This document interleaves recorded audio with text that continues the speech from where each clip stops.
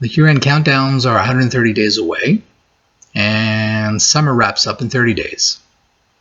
An opportune time to talk about what stood out this year so far in Montreal in 2019. And tonight's discussion is going to focus around festivals. What stood out of the festivals that happened in Montreal this year in 2019?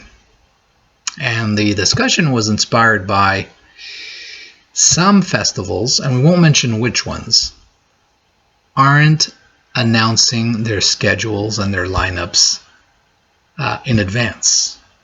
And what would be beneficial in advance is for the people to be able to plan around them.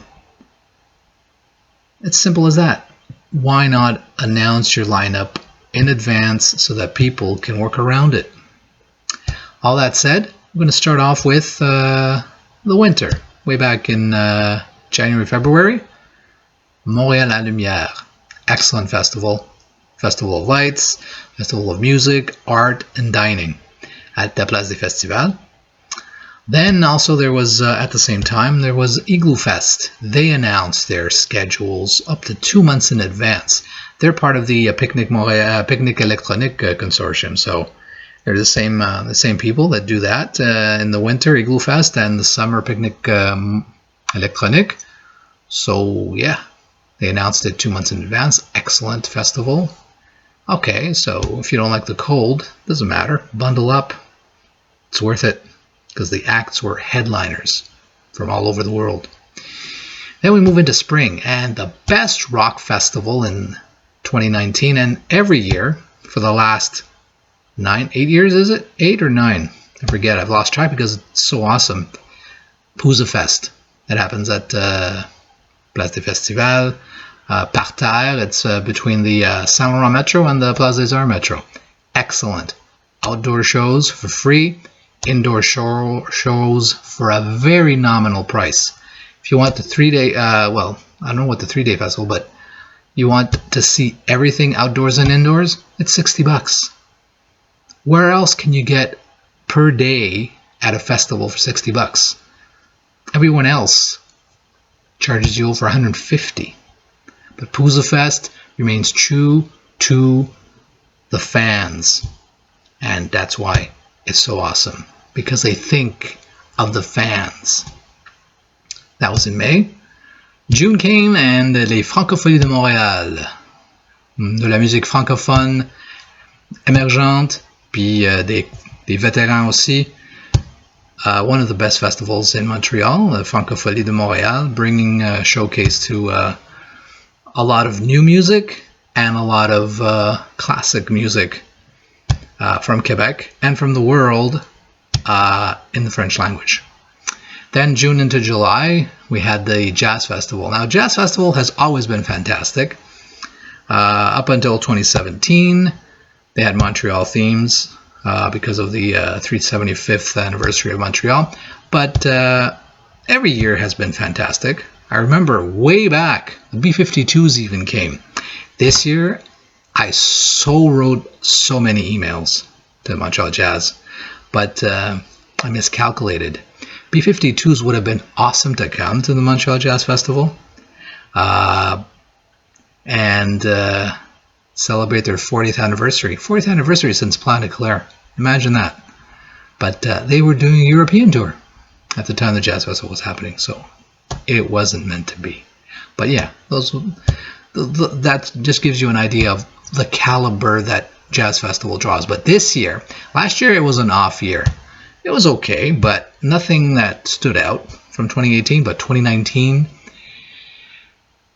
all it was, all the jazz you got was on the title of the festival, Montreal Jazz Festival. But it transcended borders, transcended musical genres, from rock to pop to alternative to jazz, of course, blues, rockabilly, everything.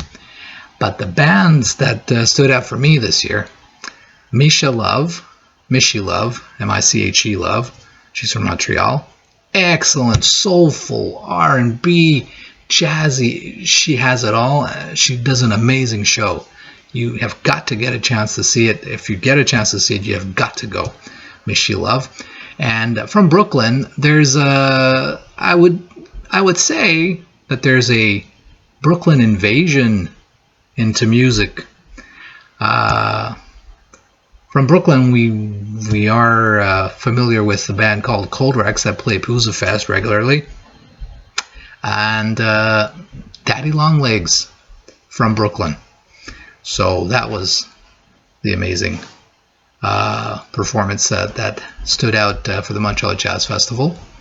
And also, that's it for the Montreal Jazz Festival. Then August came, not much, except for Otakuthon, Japan Anime Convention. This year, growing in numbers, it's almost parallel or even surpassing, soon to surpass Montreal Comic Con, Otakuthon at the Palais des Congrès. A lot of Japanese anime and cosplay. Oh, the cosplay. You got to go for the cosplay. And then, that's it. September's coming up. Pop Montreal is coming up. And to get back to our original discussion at the very beginning of this piece about festivals announcing their schedules. Pop Montreal announces them 8 months in advance. Why can't everybody else at least announce them a month or two? Pop Montreal, September 26th to 29th. And some must-sees on that at that festival are Laurie Anderson. And I got, it's not an inside scoop if you follow Pop Montreal on Twitter, but I'm going to tell you. A free show, September 29th, a closeout at the Rialto by a band called Orchestre Criminal. That's all you got to know. It's free. It's at the Rialto, 2 p.m. So you got to check it out. Just show up and get in. And you're going to have the time of your life. They sing Greek, they sing Yiddish, they sing world, they sing everything. And they're a pretty good bunch of people. Yeah, you can actually hang out with them, have a latte. Orchestre Criminal. September 29th, the Rialto, free show for Pop Montreal. And that's it. That's what stood out in 2019 in Montreal for festivals.